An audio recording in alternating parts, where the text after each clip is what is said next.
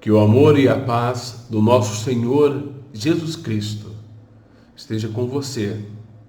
Que a palavra de Deus venha tocar no seu coração, levando a uma vida de paz, de amor e de dedicação ao Senhor Jesus. Irmãos, às vezes nós passamos por problemas em nossa vida. Temos dificuldades e passamos nesta fase de pandemia, muitas incertezas que podem ceifar a nossa alegria. E como está a nossa alegria? O que deve nos motivar a estarmos de fato alegres? O apóstolo Paulo, na carta aos Filipenses, no capítulo 4, no verso de número 4, ele nos diz assim, leiamos: Alegrai-vos sempre no Senhor. Outra vez digo, alegrai-vos. Alegrai-vos. É assim que o apóstolo Paulo exorta a igreja de Filipos. Alegrai-vos. Outra vez digo, alegrai-vos. Alegria, irmãos, nós devemos entender que ela é um fruto do Espírito. O apóstolo Paulo não está chamando os crentes aqui, ou ordenando os crentes aqui apenas para momentos de risos, de risadas, de companheirismo, mas está chamando para uma alegria que é entendida como um desenvolvimento espiritual.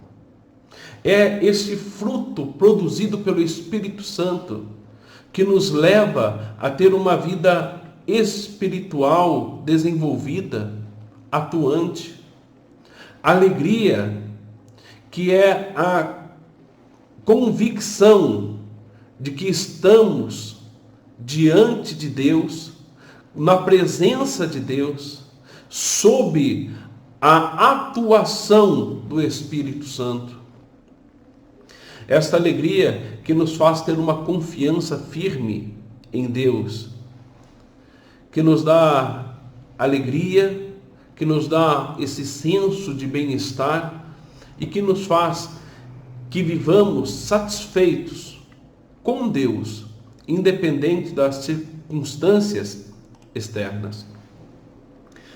O apóstolo Paulo aqui repete esta exortação, dizendo: alegrai-vos no Senhor, outra vez digo, alegrai-vos.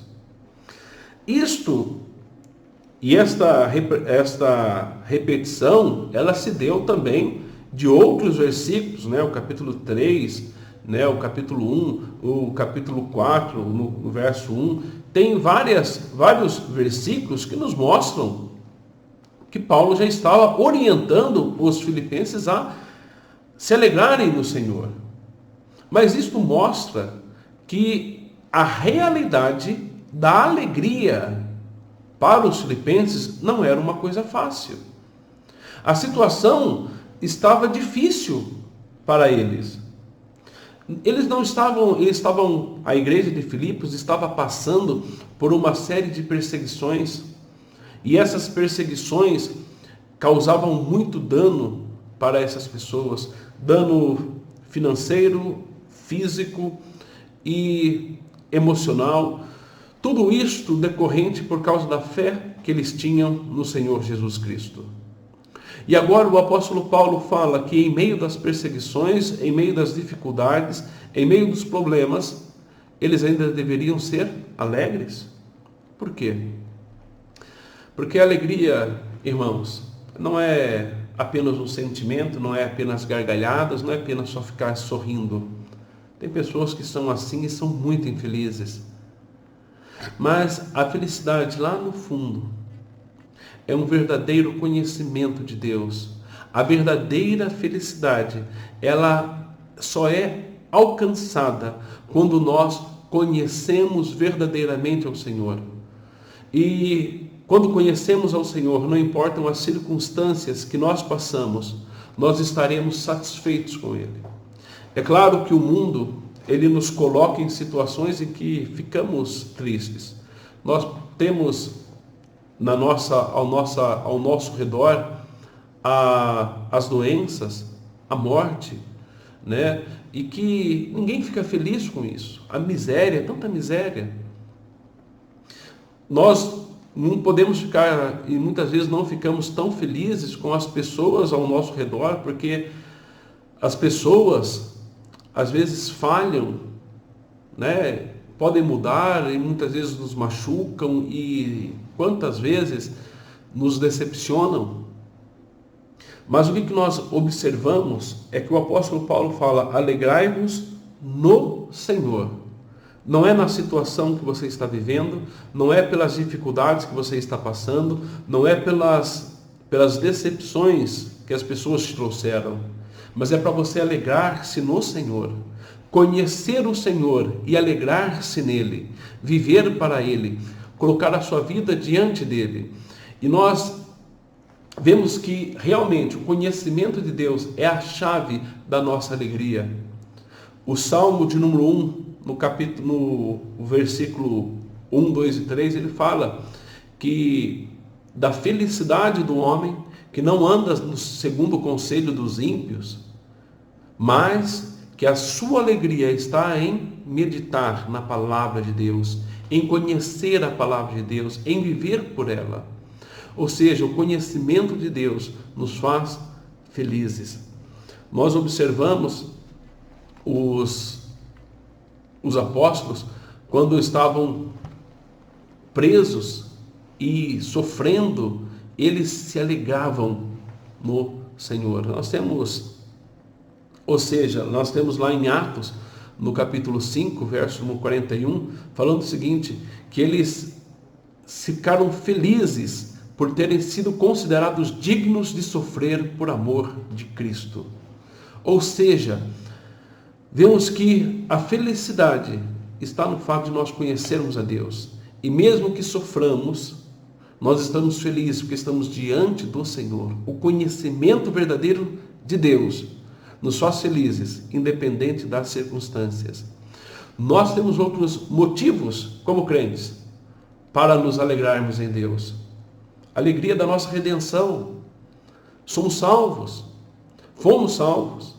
Fomos tirados do pecado, do meio da perdição, para vivermos segundo a vontade de Deus. Lá no Salmo de número 13, Davi diz: eu confio na tua benignidade, me regozijo na tua salvação. Ou seja, ele se alegra na salvação do Senhor. E é isso.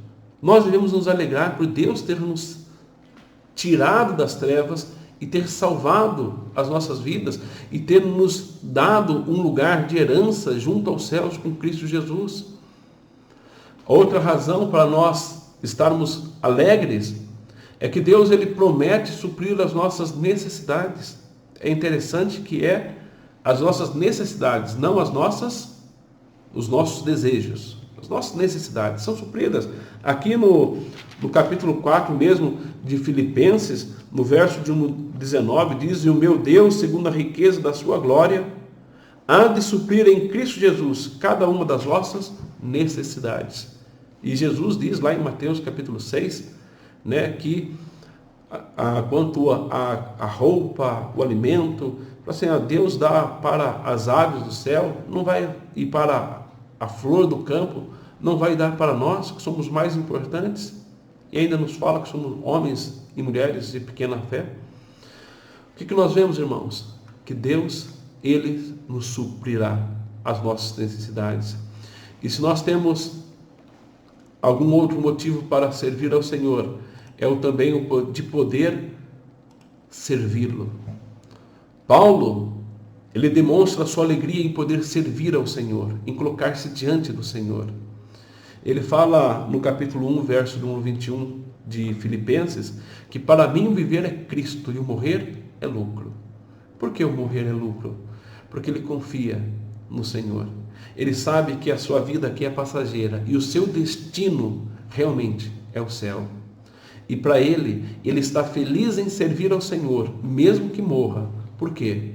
Porque como o próprio apóstolo Paulo diz em Romanos, no capítulo 8, é que nem a morte, nem a vida, nem os anjos, nem os principados, nem as potestades, nem o presente, nem o futuro, nem a altura, nem a profundidade, nem qualquer outra criatura poderá separar-nos do amor de Deus que está em Cristo Jesus, o nosso Senhor. Esta certeza, essa confiança nos dará estabilidade espiritual e também profunda alegria. Que Deus esteja nos abençoando. Vamos orar neste momento. Eu vou pedir para o nosso irmão presbítero Reinaldo que esteja nos conduzindo a Deus nesta oração. Oremos. Nosso Deus, nosso Pai que está no céu, nós estamos, ó Deus, na Tua presença. Agradecido ao Pai por tudo que o Senhor tem nos feito, agradecido ao Senhor pela nossa salvação em Cristo Jesus, agradecido ao Senhor pelo perdão que o Senhor nos dá todos os dias, quando nós arrependamos e confessamos ao Senhor. Muito obrigado a Deus por tudo, pela palavra, ó Deus, que foi colocada no nosso coração, que essa palavra, ó Deus, venha ficar gravada e que nós possamos, ó Deus, não só ter ouvido, aprendido e colocar em prática as nossas vidas. Abençoe o pastor, abençoe toda a nossa família, toda a igreja, abençoe todo o povo espalhado sobre a face da terra. Nós te louvamos por tudo que o Senhor tem nos feito, guardado e nos amparado. Muito obrigado por tudo, pelo perdão dos nossos pecados, em nome de Jesus. Amém.